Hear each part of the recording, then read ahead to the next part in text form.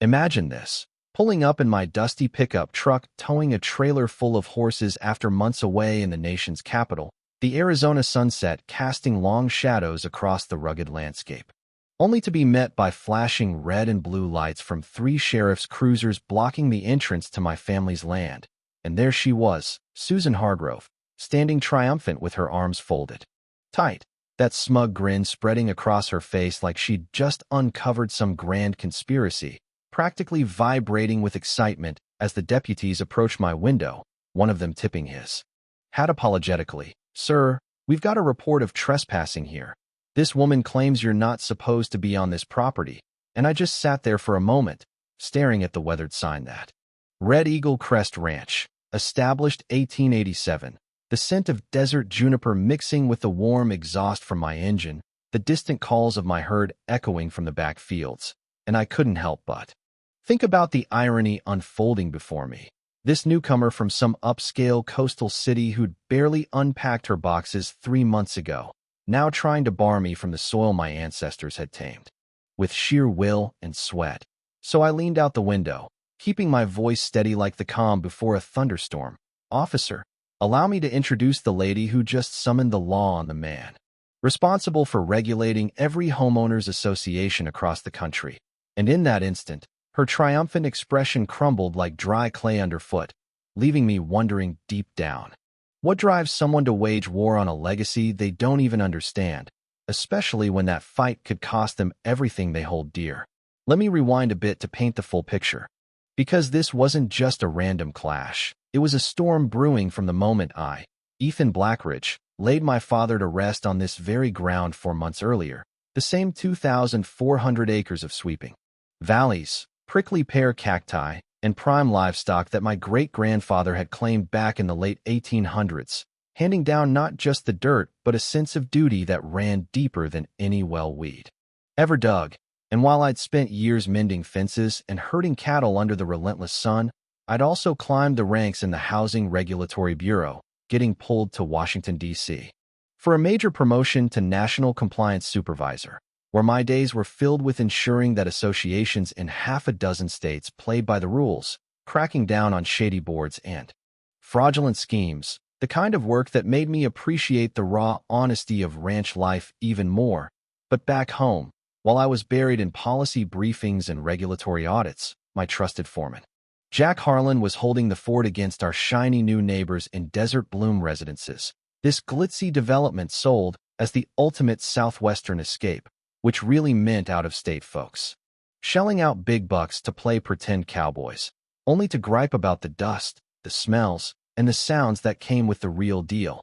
And at the center of it all was Susan Hargrove, a 48-year-old transplant fresh off some bitter association battle in her old hometown, who crowned herself the unofficial enforcer of neighborhood rules before her moving truck had even cooled down. Jack nailed her description perfectly over our crackling phone calls. She's like a hyperactive terrier on steroids, all bark and bite with none of the wisdom to back it up, and from day one, she patrolled our borders like a self-appointed sheriff, armed with a ruler, a notepad, and an unshakable belief that her vision of perfection trumped a century of tradition. Her assault started small but built like a gathering sandstorm, certified mail arriving in stacks thicker than hay bales, accusing us of offensive farm sense because apparently livestock don't come with air fresheners. Unsightly machinery cluttering the view since heavy equipment isn't exactly decorative art, and disruptive animal noises as if the lowing of cows was a modern invention she could veto. All these grievances funneled through Ridgeview County officials by a coalition of worried residents, which boiled down to Susan and whoever she'd strong-armed into signing on. Jack kept me in the loop with updates that grew more incredulous by the week. "Boss, this lady's got timestamps on our watering routines. She's out here with gadgets measuring particulate matter in the air. Even lodged a claim that our historic driveway encroaches on her lot lines. And the kicker was, her fancy house perched just 50 feet from our boundary wire, while that path had been carved out long before statehood. Yet now it was suddenly a hazard to her pristine lifestyle, and by the time I rolled back into town, there were nearly 24 formal protests waiting, culminating in that awkward run-in at Walt's Supply Depot, where the aroma of feed sacks and saddle soap wrapped around me like an old friend, only for Susan to ambush me near the vitamin aisles, thrusting out a perfectly polished hand as if we were at a gala fundraiser. "You must be Mr. Blackridge. I'm Susan Hargrove, your community's standards guardian for Desert Bloom residences," her words dripping with false charm. That barely masked the condescension.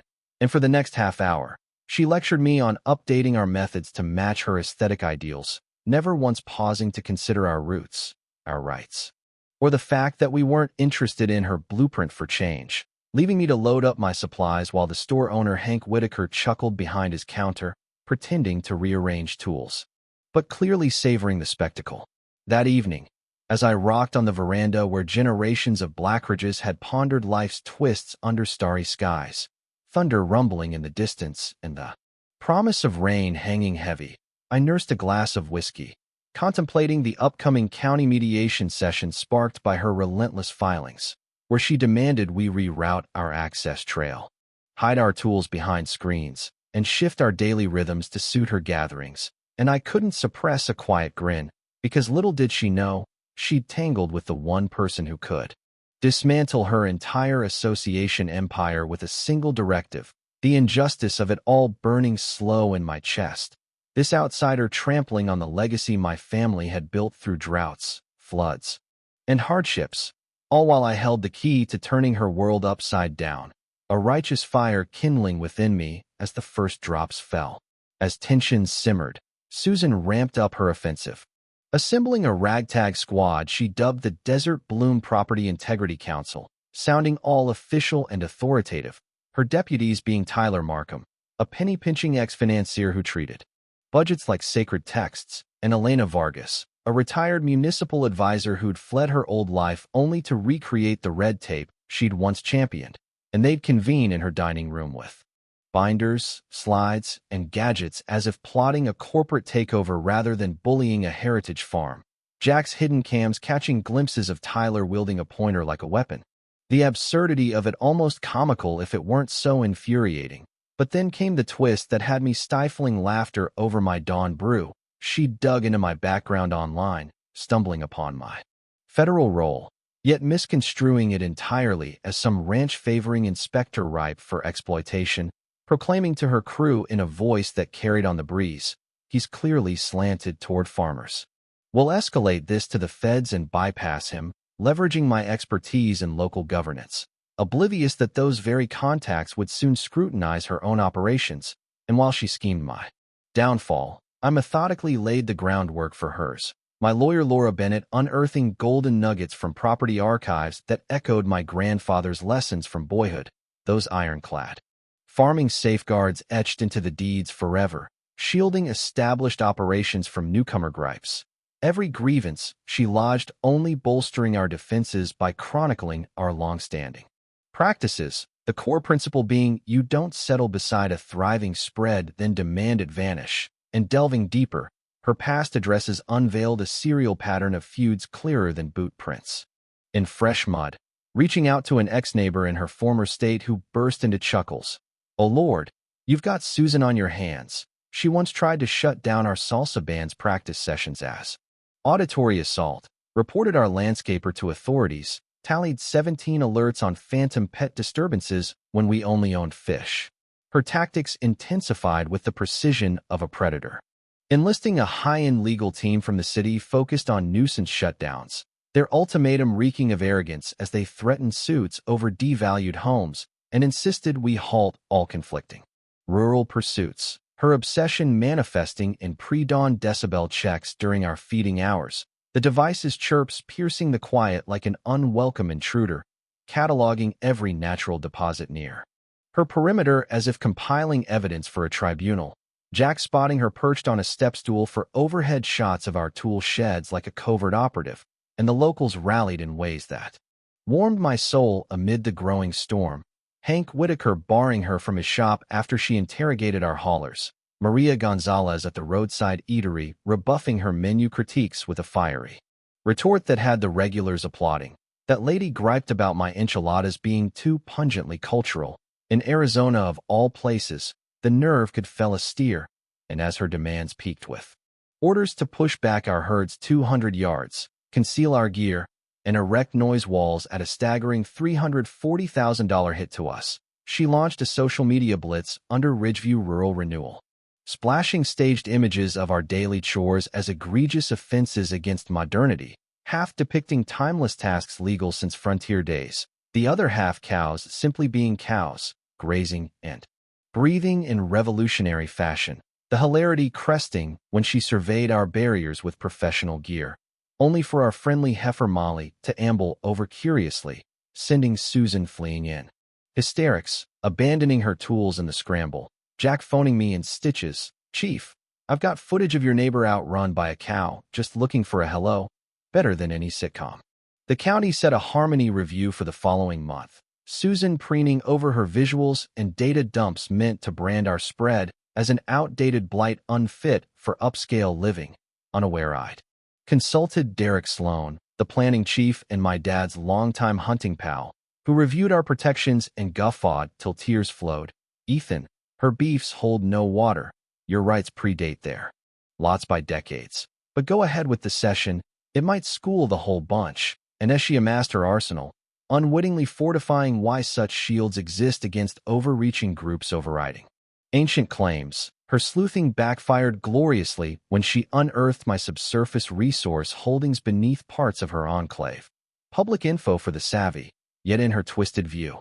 It fueled blackmail attempts to tattle on supposed biases to my superiors, blind to how it amplified my stance, while her barges compiled a harassment dossier. The pain of it all, this assault on my family's bloodline, fueling a quiet resolve as Laura tracked her intrusions for protective measures. The Ranch Alliance offering aid we held in reserve. High school AG kids penning endorsements. Commerce leaders affirming our vital role, and a few of her own neighbors whispering regrets, pulling away from her zealotry. In a move that screamed detachment from state statutes, she petitioned the town hall to label our land a civic hazard, ignoring that municipal reach stopped miles short of our borders, the assembly turning legendary as the chair patiently clarified.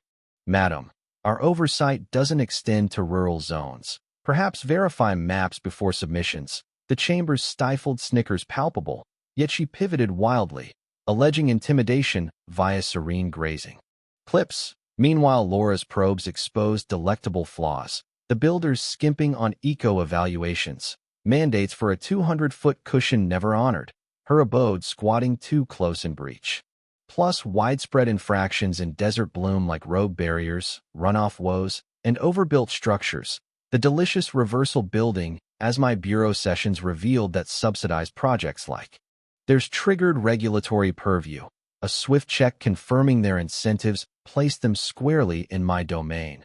Susan orchestrating a resident assembly at their pavilion, summoning press without consensus, the flavor of retribution lingering like fine wine as Jack relayed her persistent spying, snapping bull pics, logging routines with bureaucratic fervor, the turnout sparse and skeptical. Her dramatic reel unfolding to murmurs until I stepped in unannounced, methodically debunking each charge with ironclad proofs. "Mrs. Hargrove, you're urging a legacy farm to bend for a fledgling enclave, akin to neighboring a railway and protesting the trains," her backing dissolving amid queries on her litigious history, the county then flagging a permit probe sparked by her own deluge. The noose tightening as her schemes unraveled, but in her cornered fury, the real fireworks ignited. Desperation morphed her into a media maven, pitching to Network 5's sleuth squad a tale of bureaucratic tyranny, supplying manipulated ranch footage to portray dust and dawn choruses as assaults, positioning herself as the voice of beleaguered masses against my alleged overreach. The anxiety must have clouded her judgment, for reporter Ryan Fletcher pivoted the lens, unmasking her cross-state strife trail, reframing the narrative from rogue rancher to chronic agitator, targeting a stalwart farm, interviewing past victims who sketched her as a conflict connoisseur, and when he sought my side, I seized the moment to illuminate broader ills, clarifying my true oversight duties, furnishing harassment logs, and tying it to my impending legislative address on association reforms. Susan's counterspin floundered as she convened urgent boards to amend bylaws and levy war chests against us. the gathering devolving into farce as I countered her theatrics with facts. Highlighting her sound data undercut her claims. Our herds quieter than yard tools. Residents grilling her on deceptions risking their wallets. And Laura revealed transferred builder debts saddling the group with $340,000 in unfinished duties, their founding packs honoring adjacent farms, her funding bids stalling at paltry support, allies fleeing as realities dawned, Tyler quitting amid liability fears, Elena relocating to evade fallout, the absurdity peaking anew with a maternal cow routing her during measurements, Jack howling. That mama just defended her young from the intruder. Even the animals know better. Ryan's expose detonated, spotlighting enclave lapses that could doom owners financially. Every alert she'd triggered now boomeranging to dissect her turf. Agencies probing buffers and drains long overdue. Susan having chronicled our virtues while indicting her haven, the pinnacle twist arriving via Laura's Tuesday bombshell over steaming mugs, the developers skipping vital AG mitigation blueprints, obligations cascading to the association.